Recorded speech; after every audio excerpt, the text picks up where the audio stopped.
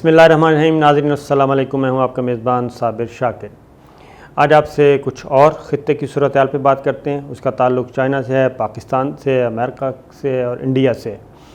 और आपको मालूम है कि जैसे जैसे सी पैक आगे बढ़ रहा है और चाइना और पाकिस्तान एक दूसरे के करीब और मज़ीद आगे की तरफ बढ़ रहे हैं, स्ट्रेटजिक रिलेशंस, दिफाई ताउन हर तरह का, तो उसी के साथ साथ इसको सबोटाज करने के लिए भी उसी तरीके से बहुत तेज़ी से एक्टिव हो रहे हैं हमारे दुश्मनान।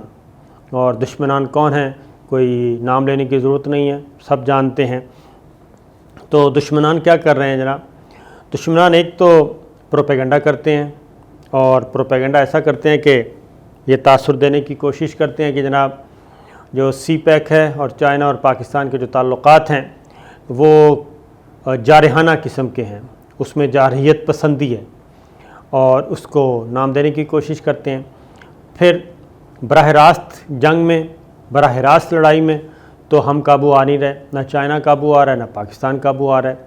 अब उसका तरीका क्या है? उसका तरीका है हाइब्रिड जंग और फिफ्थ जनरेशन जंग, और उसके ज़रिए फिर यह प्रॉक्सीज़ के ज़रिए पाकिस्तान को, चाइना को और सी पैक को टारगेट किया जाए।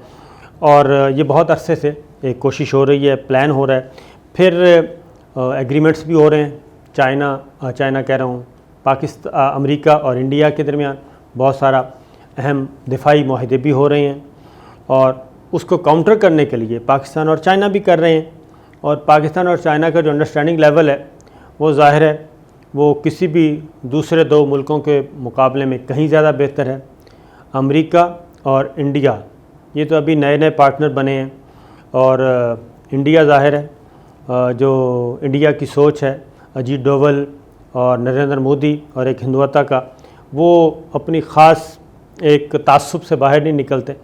इसलिए अमेरिका को इंडिया के साथ डील करने में ज़रा काफ़ी कुछ मुश्किलात का सामना करना पड़ेगा। अब प्रोपेगेंडा क्या किया जा रहा है? सबसे पहले तो ये बता दूं कि एक एग्रीमेंट हुआ था अमेरिका और इंडिया के दरमियान, और जब दो वज़राए ख़ारजा अमेरिका के इंडिया पहुंचे थे और उन्होंने एक एग्रीमेंट किया था बीका के नाम से, basic exchange and communication agreement. वो था जासूसी का निज़ाम, और ख़ास तौर पे जदीद तरीन आलात के ज़रिए, सेटेलाइट के ज़रिए अमेरिका ने एक प्रोवाइड करना है सिस्टम इंडिया को, और उसकी एक्सेस होनी है अमेरिका को भी मुकम्मल तौर पे। और अमेरिका वो जितनी भी इंफॉर्मेशंस इंडिया कलेक्ट करेगा उसको अमेरिका भी मॉनिटर करेगा, सारा डाटा अमेरिका के पास भी जाएगा। और ज़ाहिर है अमेरिका जहाँ भी जाता है तो वो सबसे पहले अपना मफाद ही देखता है। 100%, दूसरे का घर बर्बाद होता है हो जाए, 100 दफ़ा हो जाए, लेकिन उसने अपना मफाद देखना है। तो इंडियंस ये बहुत अच्छी तरह बात जानते हैं, तो इसीलिए वहाँ पे इख्तलाफ भी चलता रहता है कि आप अमेरिका की गोद में ना जाएं, और ख़ित्ते के जो ममालिक हैं, अहम तरीन मुल्क, हमसाया मुल्क, उनके साथ अपने ताल्लुकात इस्तवार करें। रशिया है, चाइना है, ईरान है, पाकिस्तान है, इनके साथ अपने ताल्लुकात बना के रखें और इनके साथ ख़राब ना करें। तो अब जो बीका का एग्रीमेंट हुआ था, अब उसको काउंटर करने के लिए पाकिस्तान और चाइना ने एक एग्रीमेंट किया है। और ये मैंने आपको बता भी दिया, क्योंकि पाकिस्तान और चाइना बहुत सारी चीज़ें अनाउंस नहीं करते, खामोशी से करते हैं। चीन के वज़ीर दिफ़ा आए थे पाकिस्तान, और वो एक तवील, सिर्फ अकेले नहीं थे, पूरा डेलीगेशन था, और उनकी पाकिस्तान में अहम तरीन दिफाई क़यादत के लोगों से मुलाकातें हुई थी, और वफूद की सतह पे भी 1-on-1 भी वज़ीर आज़म इमरान ख़ान से भी मिले थे, और अच्छा खासा वक्त गुजारा था। यहाँ पे 3 दिन वो चाइना का आला सतह का वफ़द जो है वो क़याम पज़ीर रहा। फिर अभी शाहीन 9 जो है वो मशक़ें हुई हैं चाइना और पाकिस्तान के दरमियान, वो एक बहुत ही अहम तरीन संग मील। फिर GF-17 ब्लॉक 3 जो है वो जनाब उसका काम उसको शामिल किया गया है। फिर 2 सीटर JF-17 उनको शामिल किया गया है, पाकिस्तान फ़िज़ाइया में। तो ये सारी चीज़ें जो हो रही हैं ये असल में काउंटर किया जा रहा है उस बीका को, इंडिया और अमेरिका के दरमियान जो एक अहम तरीन मुआहिदा हुआ है। अब उसमें ये शोर गोगा जो है, यानी कि हमने तो इतना शोर गोगा नहीं किया पाकिस्तान की तरफ से, जो कुछ भी बीका में किया, और एक अहम तरीन 2 वज़रा आए अमेरिका के बड़े तगड़े, दिल्ली में आए और आके चले गए और मुआहदे करके चले गए। तो पाकिस्तान ने तो इतना शोर खराबा नहीं किया। जो कुछ ये किया जा रहा है इंडियन मीडिया और इंडियन एस्टेब्लिशमेंट कर रही है। क्या कह रही है जनाब? वो कह रही है कि इंडिया के लिए ये एक तंबीह है कि चाइना ने, पाकिस्तान और चाइना ने जो बीका का मुआहिदा था इंडिया और अमेरिका के दरमियान, उसको काउंटर करने के लिए चाइना और पाकिस्तान ने अपनी एक मिलिट्री इंटेलिजेंस डील की है। और ये मिलिट्री इंटेलिजेंस डील खालिसतन इंडिया को टीका लगाने के लिए है, और इसके बारे में उन्होंने ख़बरदार किया है। और उन्होंने इसको नाम दिया जनाब कि ये इंटेलिजेंस शेयरिंग पैक्ट है चाइना और पाकिस्तान के बारे में। और इसका जितना, और ये जो पैक्ट है ये टोटल, ये कंसर्न जितने भी रेज़ हुए थे बीका के वक्त, तो उसका काउंटर पाकिस्तान और चाइना ने ढूंढ लिया और उन्होंने अपना एक अलग से मुआहिदा कर लिया है। और ये मुआहिदा जो है ये 100% जो इंडियन फोर्सेस हैं, लाइन ऑफ एक्चुअल कंट्रोल पे जो इंडिया की मूवमेंट हैं इंडियन फोर्सेस की, वो सारी की सारी शेयर की जाएंगी पाकिस्तान के साथ। और लाइन ऑफ कंट्रोल पे जितनी भी इंफॉर्मेशंस हैं वो सारी की सारी शेयर की जाएंगी चाइना के साथ। तो यानी अगर, और फिर ये भी, इसमें ये भी कहा जा रहा है कि ये बेसिकली चाइना और पाकिस्तान के दरमियान एक दिफाई मुआहिदा है, मुश्तरका दिफा का भी मुआहिदा, और एक मुल्क पे हमला दूसरे मुल्क पे हमला तस्वुर किया जाएगा। और लाइन ऑफ एक्चुअल कंट्रोल पे लड़ाई लाइन ऑफ कंट्रोल पे भी समझी जाएगी। तो ऐसा नहीं हो सकता कि लाइन ऑफ एक्चुअल कंट्रोल पे चाइना और इंडिया की आपस में कोई लड़ाई वड़ाई हो, और लाइन ऑफ कंट्रोल पे पाकिस्तान की तरफ से गारंटी हो कि जी वो लाइन ऑफ कंट्रोल अबूर नहीं करेगा और वो मकबूजा कश्मीर वाली साइड पे इंडिया पे हमला नहीं करेगा। तो ये ख़तरे की घंटियाँ जो हैं ये बजना शुरू हो गई हैं जनाब, दिल्ली के ऐवानों में, अजीत डोवल में भी, और ये वाशिंगटन तक ये बातें की जा रही हैं। और ख़ास तौर पे ये पूरी जो स्टोरी है, पूरी रिपोर्ट है, ये इंडियन थिंक टैंक की जो रिपोर्ट हुई है, तो उसमें ये ख़ास तौर पे कहा जा रहा है कि जनाब कि ये जो चाइनीज़ डिफेंस मिनिस्टर और डेलीगेशन का वफ़द था, ये army chief general Qamar Javed Bajwa से भी मिला था और मज़ीद भी अहम लोगों से मिला था, और फिर उसमें MOU साइन हुआ था। ये ख़बर हमने आपको बहुत पहले दी थी, जिसको अब Indian think tank, Indian establishment जो है वो उसको अपनी एक जायज़ा रिपोर्ट में पेश कर रहा है। और फिर इसमें ख़ास तौर पे कि जनाब वो MOU जो साइन हुआ उसमें जितने भी साइंस हैं और जितनी भी वर्डिंग है वो सारी की सारी ये मुतनब्बे कर रही है दिल्ली को कि जनाब ये डिफेंस कोलैबोरेशंस का एक एग्रीमेंट है, दिफाई ताउन का, और उसको बढ़ाया गया है। चाइना और पाकिस्तान ने उसका लेवल बढ़ा दिया है, उसको मज़ीद अपग्रेड कर दिया है।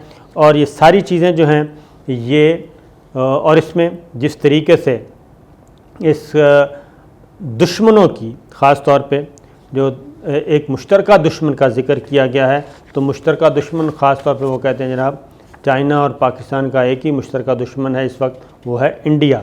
लिहाजा वो समझते हैं कि जनाब इसको इजी नहीं लेना चाहिए। और दिल्ली सरकार ने इस अपनी कंसर्न्स के बारे में वाशिंगटन को भी ज़रा थोड़ा सा कहा है कि जनाब वो भी इस तरफ तवज्जो दें।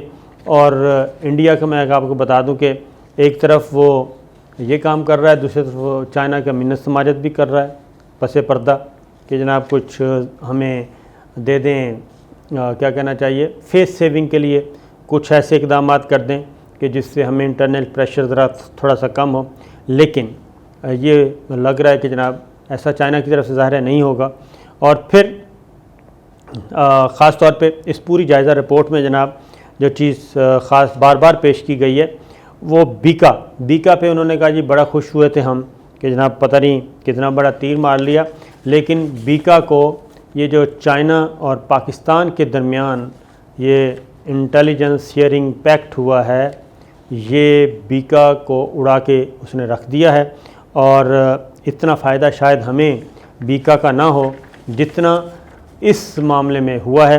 और ख़ास तौर पे GF-17 का फिर ये है, एक और बात इसमें की गई है और वो ये की गई है कि चाइना और पाकिस्तान में जो है GF-17 और दिफाई पैदावार के मामले में, डिफेंस प्रोडक्शन के बारे में चाइना और पाकिस्तान जिस हद तक आगे जा चुके हैं और अब पाकिस्तान जो है वो खुद कफ़ील हो चुका है। चाइना और पाकिस्तान को असलहा बाहर से ख़रीदने की कोई ज़रूरत नहीं है, जबकि इंडिया जो है वो इस मामले में कोसों दूर है और उसको इन्हिसार करना पड़ रहा है फ़्रांस पे, अमेरिका पे और इसराइल पे और रशिया पे ये काम हो रहा है। अब ये मैंने आपको बता दिया, अब उसको काउंटर करने के लिए क्योंकि बराह रास्त इनके पास कोई नहीं है, हमारे पास इंफॉर्मेशन सारी हैं, लेकिन चूँकि ज़ाहिर है जी उसके लिए सिक्योरिटी के लिए बहुत बड़ा बजट चाहिए और वो इस वक्त हमारा जो फोकस है वो है CPEC को महफूज करना और गवादर से गिलगित बल्तिस्तान से लेके गवादर तक, क्योंकि जो प्लान है इंडिया का और इंडिया के पीछे ज़ाहिर है बाकी जो भी हैं आपको मालूम है, उनका जो प्लान है वो ये है कि किसी भी तरीके से CPEC में काम करने वाले जो चीनी इंजीनियर्स हैं उनको टारगेट किया जाए। और उन्होंने PC गवादर में ये काम किया भी था, लेकिन अपने टारगेट्स जो हैं वो अचीव नहीं कर सकते थे, दहशतगर्द नहीं कर सके थे और मारे गए थे।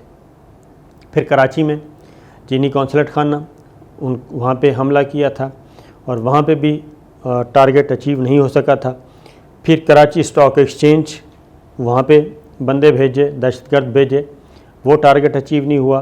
फिर इस्लामाबाद में कुछ लोग पकड़े गए हैं, यहाँ में भी इस्लामाबाद स्टॉक एक्सचेंज को टारगेट करना था, वो नाकाम हुए। और चीनी इंजीनियर्स भी अभी तक मुकम्मल तौर पे फुल प्रूफ सिक्योरिटी में हैं, लेकिन इसके बावजूद क्या किया जा रहा है कि जो सॉफ्ट टारगेट हैं उनको निशाना बनाया जा रहा है। जैसे मच्छ में कानकुनों को अगवा करके मार दिया गया, शहीद कर दिया गया। तो ये चीज़ें हो रही हैं, लेकिन अब एक और चीज़ ही है, एक और रिपोर्ट भी है, वो ये है कि अब प्रोपेगेंडा भी साथ साथ किया जा रहा है। ये जो ख़ास तौर पे PDM वाले लोग जो ज़ुबान इस्तेमाल करते हैं, वही ज़ुबान, वही चीज़ें, वही प्रोपेगेंडा इंडियन मीडिया में भी छप रहा है। और इंडिया क्या प्रोपेगेंडा कर रहा है, भारतीय मीडिया में ये चीज़ें छप रही हैं कि जनाब चीन ने पाकिस्तान से ML1 रेलवे लाइन पर और प्रोजेक्ट की तामीर के लिए $6 अरब की गारंटी मांग ली है। अब ये एक्चुअल बात बिल्कुल गलत थी। ये हमारे CPEC अथॉरिटी के चेयरमैन जो हैं आसिम सलीम बाजवा, वो भी बता चुके हैं कि हम बहुत तेज़ी से फ़ेज़ 2 की तरफ दाखिल हो चुके हैं और फ़ेज़ 2 में मुकम्मल तवज्जो जो है वो मईशत पे है और CPEC को प्रोडक्टिव बनाने में है, और यानी कि उसके समरात समेटने में फ़ेज़ 2 में किया जाएगा।